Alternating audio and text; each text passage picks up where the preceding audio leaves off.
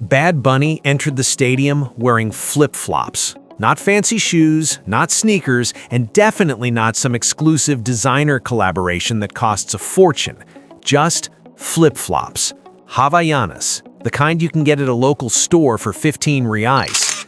But what really made the crowd go wild when they saw him wasn't the sandals, it was what he was wearing on top. A jacket. And not just any jacket. This was the very jacket worn by Pele at the 1966 World Cup. Take a moment to appreciate that. The greatest football player of all time, a man who became a legend in Brazil long before most people in that crowd were even born. His actual jacket from one of the most legendary tournaments in sports history was draped over the shoulders of a Puerto Rican reggaeton star who had the audacity to show up in flip-flops. Sao Paulo was not prepared for that. Nobody was.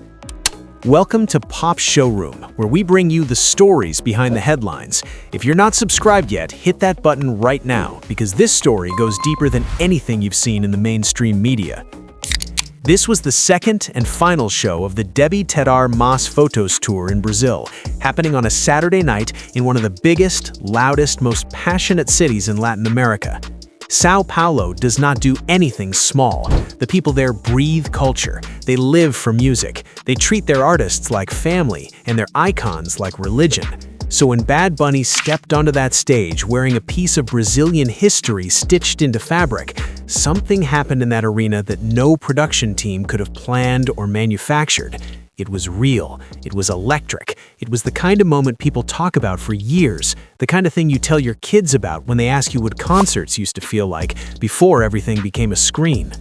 Now let us talk about how this jacket even ended up in his hands, because that story alone is worth telling. According to Vogue Brazil, Bad Bunny's stylist went hunting for something special. Not special like expensive or rare in a generic way, but special in the way that only Brazil could understand. They connected with a Brazilian collector named Cássio Brandão, the man behind Alambrado Futebol e Cultura, which is one of the most respected football memorabilia collections in the country. This man has dedicated his life to preserving the physical history of the beautiful game. Jerseys, boots, pennants, photographs, documents, and yes, jackets, the kind of artifacts that museums would fight over. Cássio is not just a collector, he is a guardian of memory. And somehow, through channels that only the most connected stylists in the world know how to navigate, Bad Bunny's team reached him and asked if there was something truly extraordinary available. There was. The 1966 World Cup jacket, Pelé'S jacket. And just like that, a bridge was built between two completely different worlds, the world of football royalty and the world of modern Latin music dominance, and the handshake happened right there in the fabric of that garment. Think about what 1966 actually meant. Brazil entered that tournament as the defending champions, carrying the weight of an entire nation on their backs. Pele was already a legend at that point, already 2 World Cup wins deep, already the man who made the rest of the world feel like they were watching something supernatural every time he touched the ball. But 1966 was brutal. Brazil got knocked out in the group stage. It was shocking, painful, and for many Brazilians, it remains one of the most heartbreaking moments in the country's football history.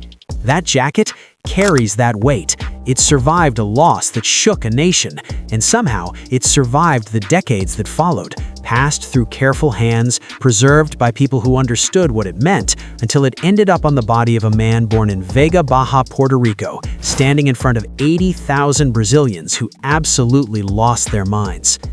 This is what makes Bad Bunny different from almost everyone else doing what he does right now. He does not just show up. He thinks. His team thinks.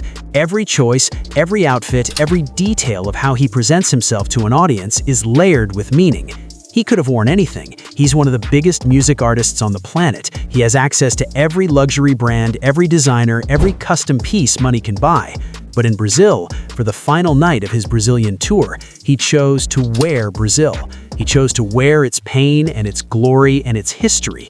He chose to honor the country not with words in a speech or a flag he held up for 2 seconds, but with an irreplaceable artifact pressed against his skin all night long. And then, the flip-flops. People keep coming back to the flip-flops because it's impossible not to.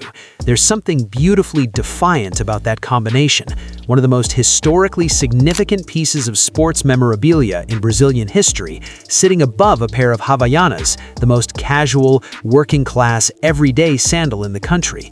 You buy Havaianas at the pharmacy. You wear them to the beach, to the corner bakery, to your neighbor's barbecue. They are not glamorous. They are not trying to be. And that's exactly why that choice hits different. He wore the king's jacket with the people's sandals. He stood in the gap between legend and ordinary and made it look effortless. That's a cultural statement disguised as an outfit, and only someone who truly understands how symbolism works could pull it off without it feeling like a costume. The show itself was everything the crowd came for and then some. The Debbie Tedar Mas Fotos Tour has been one of the most talked about live experiences in music this past year, built around an album that Bad Bunny created as a love letter, complicated and tender and politically charged to Puerto Rico. But somewhere in the translation of that feeling, in the way music crosses water and borders and languages, Brazilians heard something in that album that spoke to them too. Love for a home that sometimes breaks your heart, pride in a culture the world keeps trying to underestimate, the bittersweet ache of knowing where you come from and what it costs to get where you are. Sao Paulo heard all of that and claimed it as their own. Hit after hit filled the night air. The crowd knew every word, every breath, every pause between verses. There's something wild about watching tens of thousands of people sing in Spanish with their whole chests in the middle of Brazil. But that's what this man does to people. He doesn't ask for your language. He just makes you want to learn his. And by the time the night was deep and the city was loud and the lights were cutting through the dark like something from another dimension, it was clear that this wasn't just a concert.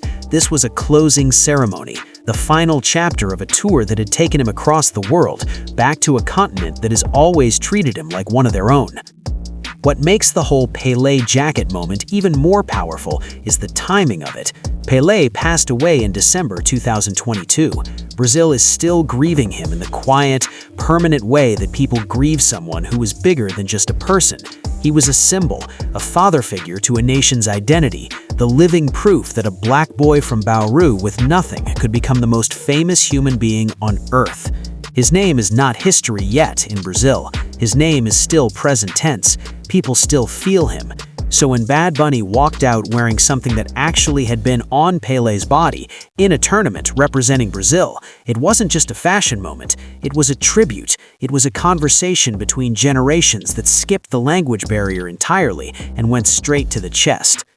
Cassio Brandão, the collector who made it possible, deserves his flowers in this story too. There are people in this world who dedicate themselves to making sure the past doesn't disappear. While everyone else is chasing what is new, they're chasing what must not be lost. Cassio has spent years building a collection that tells the story of Brazilian football in objects you can hold, in fabric you can touch, in leather and thread and paint that survived decades because someone decided they were worth saving. Instead, it crossed a room and ended up on a stage in Sao Paulo and became the image that every newspaper and Instagram account and football fan account shared the next morning. That's how history stays alive, not in textbooks, in moments like this. And Bad Bunny, for all the chaos and noise and controversy that follows a star of his magnitude, understood something that night that a lot of artists miss. He understood that when you enter someone else's sacred space, you don't just perform, you pay respect, you study the room, you find out what this place loves most, and you hold it up with both hands and say, I see you, I know what this means, and I'm not taking it lightly. He did all of that in a jacket and a pair of flip-flops. No speech, no translator, no grand gesture with a microphone, just a choice. One deliberate, deeply researched, emotionally intelligent choice that told 80,000 Brazilians everything they needed to know about where he stood. By the time the last song played and the lights came down and the noise of the crowd started to fade into the Sao Paulo night, what lingered wasn't just the music, it was the image. That jacket under the stage lights, those sandals on the floor of history, a Puerto Rican artist standing in the middle of Brazil wearing the ghost of the greatest football player who ever lived. It sounds like someone made up. It sounds like a scene from a movie where the writers were trying too hard.